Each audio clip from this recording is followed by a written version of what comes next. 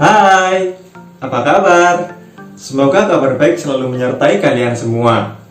Di video kali ini, kita masih akan melanjutkan pelajaran mengenai teks berita.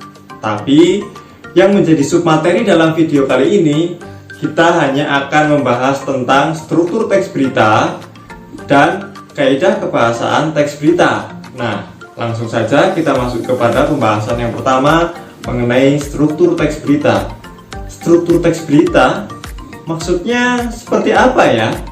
Nah, struktur teks berita itu adalah bagian-bagian yang harus ada atau yang membangun suatu teks berita itu sendiri. Biasanya struktur teks berita itu digambarkan dengan piramida terbalik. Nah, dalam struktur teks berita itu, yang pertama disebut dengan kepala berita atau lead, dan yang kedua disebut dengan tubuh berita, dan yang ketiga disebut dengan ekor berita.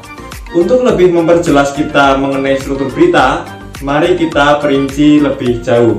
Yang pertama yaitu kepala berita. Di dalam kepala berita ini berisi tentang informasi-informasi penting yang menjadi prioritas dalam teks berita itu sendiri. Nah, dalam kepala berita itu biasanya memuat unsur-unsur. Yang pertama itu apa, yang kedua itu di mana, yang ketiga itu kapan, dan yang keempat itu siapa. Nah, untuk mempermudah kalian dalam mengingat unsur-unsur apa saja yang terdapat dalam kepala berita, kalian bisa menggunakan istilah adik siapa. A itu untuk apa, D itu di mana, K itu kapan, dan siapa. Seperti itu. Nah, struktur yang kedua adalah tubuh berita. Di dalam tubuh berita ini berisi tentang penjabaran gagasan yang termaktub di dalam lead. Termaktub itu maksudnya sudah tertuliskan di dalam lead, jadi hanya melanjutkan informasi penting yang ada dalam kepala berita. Nah, biasanya unsur yang termuat di dalam tubuh berita itu adalah unsur mengapa dan unsur bagaimana. Unsur mengapa ini berisi tentang alasan atau sebab-sebab sebuah peristiwa itu terjadi, dan unsur bagaimana ini berisi tentang proses kejadian suatu peristiwa itu terjadi, begitu. Dan yang ketiga, struktur yang ketiga itu adalah ekor berita.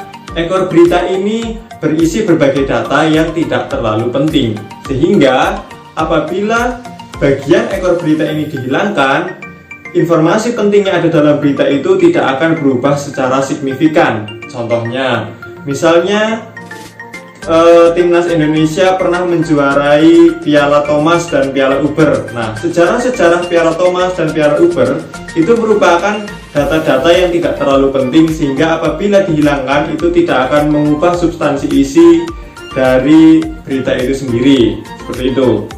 Itu pembahasan mengenai struktur teks berita. Sekarang kita lanjut ke pembahasan berikutnya mengenai kaidah kebahasaan teks berita. Kaidah kebahasaan itu maksudnya adalah aturan-aturan yang ada ketika kita akan menuliskan atau yang ada dalam teks berita. Nah, aturan yang pertama atau kaidah yang pertama itu biasanya menggunakan bahasa baku. Bahasa baku ini menjadi penting karena bahasa baku ini bersifat universal dan diketahui oleh semua orang, sehingga penyampaian informasi dari penulis berita kepada pembaca itu menjadi lebih mudah, seperti itu. Yang kedua adalah kalimat langsung. Kalimat langsung ini ditandai dengan tanda petik ganda dan disertai dengan keterangan penyertaan.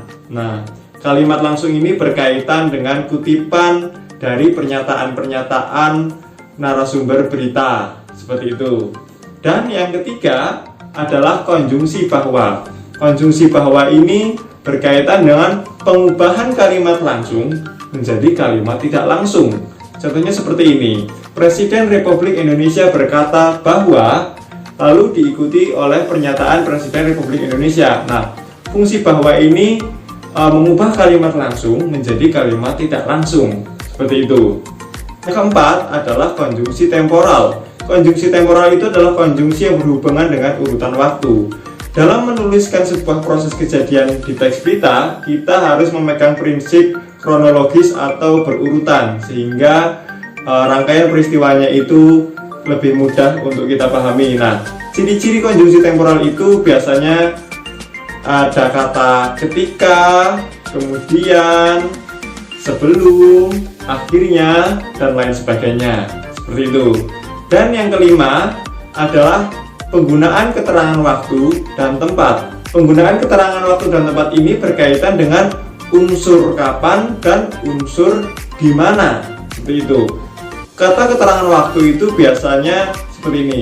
Pada zaman dahulu, atau pada hari, atau pada jam. Jadi bisa menunjukkan tahun, bisa menunjukkan hari, bisa menunjukkan waktu yang lebih spesifik. Itu untuk kata keterangan waktu. Kalau kata keterangan tempat itu menunjukkan di mana kejadian itu terjadi.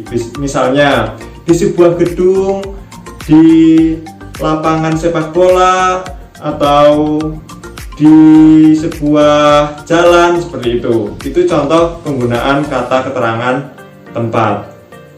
Dan yang terakhir dalam kaidah kebahasaan teks berita adalah kata kerja mental. Kata kerja mental ini adalah kata kerja yang berkaitan dengan hasil pemikiran manusia.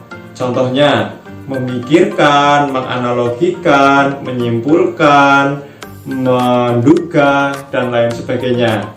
Nah, itu dia pembahasan tentang struktur teks berita dan kaidah kebahasaan teks berita.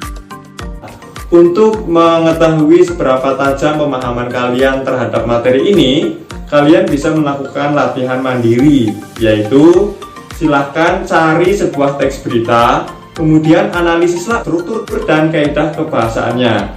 Apabila kalian sudah menyelesaikan latihan mandiri ini, kalian bisa mengirimkan hasil pekerjaanmu kepada guru kalian masing-masing untuk mendapatkan umpan balik apakah pekerjaan kalian itu sudah betul atau perlu sedikit perbaikan. Nah, kita sudah berada di ujung video pembelajaran kali ini, tapi seperti biasa sebelum saya tutup ada kata-kata mutiara untuk kalian, yaitu kebodohan bermula saat kita mulai merasa pintar.